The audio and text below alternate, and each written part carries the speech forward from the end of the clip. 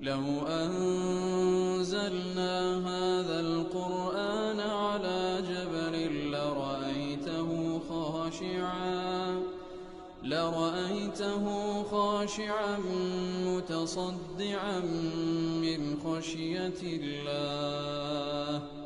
وتلك الأمثال نضربها للناس لعلهم يتفكرون. الحمد لله والصلاة والسلام على رسول الله وعلى آله وصحبه ومن والاه.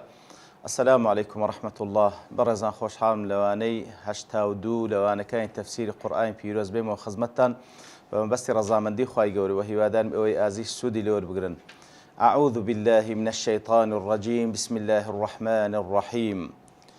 واتبعوا ما تتلو الشياطين على ملك سليمان وما كفر سليمان ولكن الشياطين كفروا يعلمون الناس السحر وما أنزل على الملكين ببابل هاروت وماروت وما يعلمان من أحد حتى يقولا إنما نحن فتنة فلا تكفر فيتعلمون منهما ما يفرقون به بين المرء وزوجه وما هم بضارين به من أحد إلا بإذن الله ويتعلمون ما يضرهم ولا ينفعهم ولقد علموا لمن اشتراه ما له في الآخرة من خلاق ولبئس ما شروا به أنفسهم لو كانوا يعلمون. بەڵێ خۆشەویستان، دیارە لە وانەی ڕابردوو خوای گەورە سوبحانەهو وتەعالە لە باسی جوولەکە باسی لەوە کرد کە فەرمووی کاتێکەوە پێغەمبەرێکیان لۆ هات لەلایەن پەروەردگارەوە من عند الله مصدقا لما معهم و ئەوەی کەوا پێی بوو کە قورئانی پیرۆز بوو تەصدیقی ئەو تەوراتەی دەکات کەوا لە بۆ ئەوان هەیە و لە بۆ ئەوان هاتیە و لای ئەوان هەبوو مصدق لما معهم.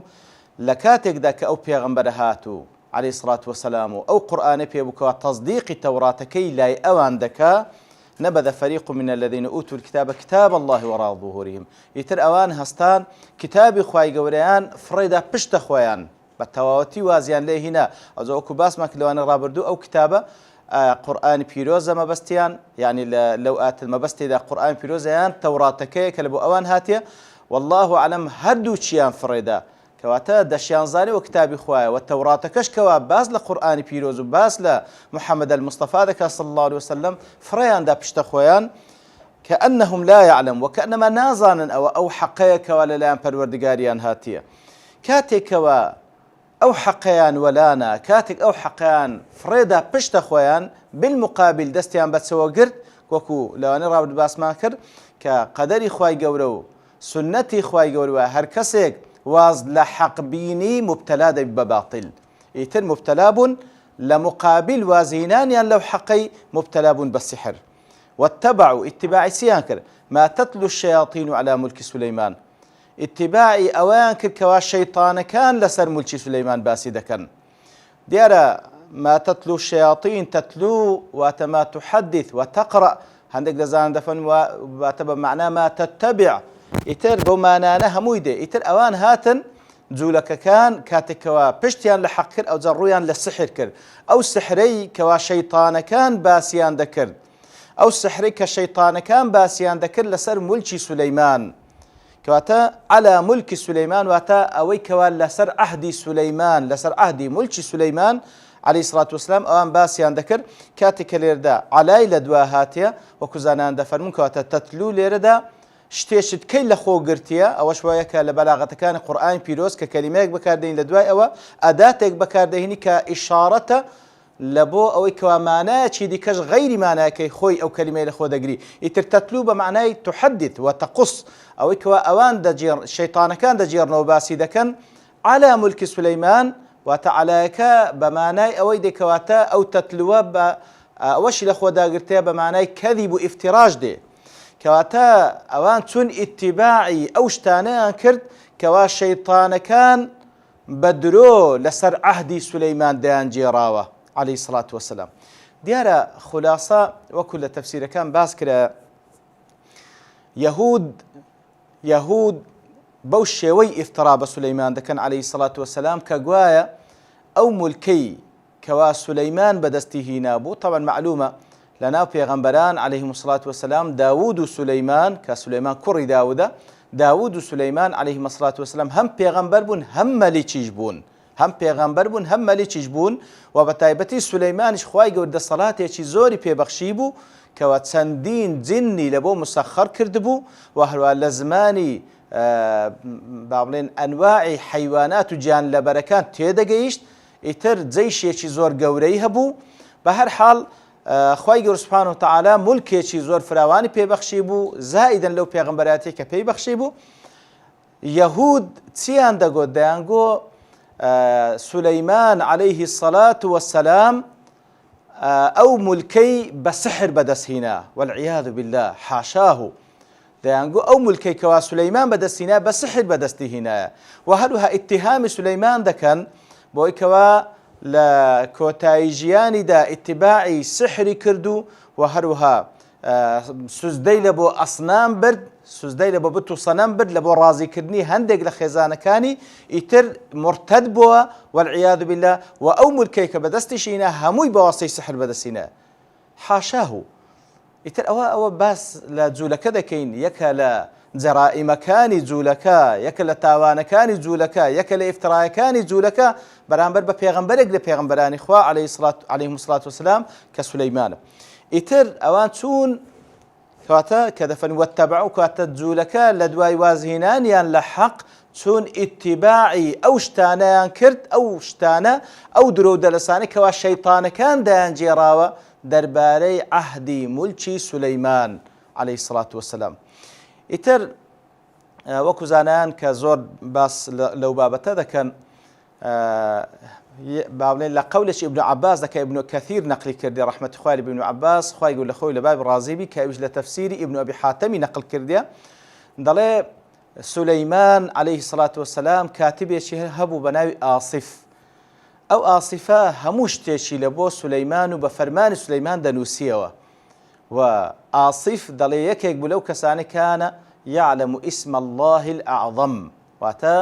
ناوە هەرە گەورەکەی خوای گەورەی دەزانی سبحانه وتعالى کە معلوم هەر کەسێش ئەو ناوە گەورەی خوای گەورە اسم الله الأعظم بزانی کە پێی بپارێتەوە ئیلا خوای گەورە سبحانه وتعالى دوعاکەی قبول دەکا. کەواتە کەسێک بووە کە علمی هەبووە و هەروە کاتبی سولەیمان بوو عەلەیهی سەڵات وەسەلام وەکانە یعلم اسم الله الأعظم. ئیتر دەفەرمی هەموو شتێکی بە ئەمری سولەیمان دەنووسیەوە، هەموو شتێکی بە ئەمری سولەیمان دەنووسیەوە و دواتریش لە ژێر ئەو کورسیەی دادەنا کەوا سولەیمان لەسەر دادەنیشت. دەفەرمی لە دوای وەفاتی سولەیمان عەلەیهی سەڵات وەسەلام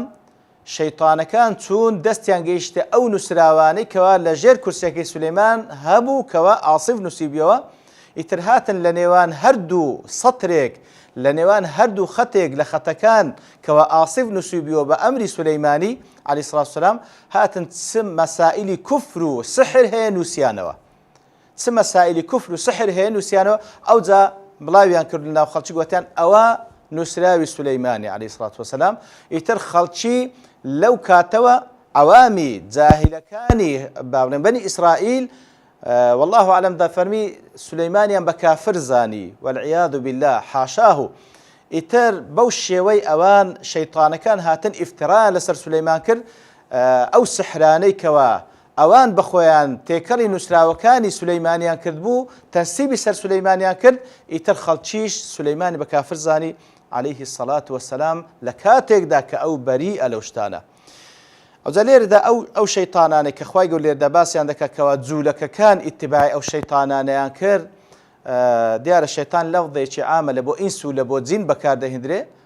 بە چەندین بەڵگە لە قورئانی پیرۆز و هەروە لە فەرموودەی پێغەمبەر صلی الله علیه وسلم. ئیتر ئەو شەیطانانەی کەوا ئەو ئیفترایانەیان کرد لەسەر سولەیمان لەسەر عەهدی مولکی سولەیمان، شەیطانی جین بوون یان ئینس بوون والله ئەعلەم.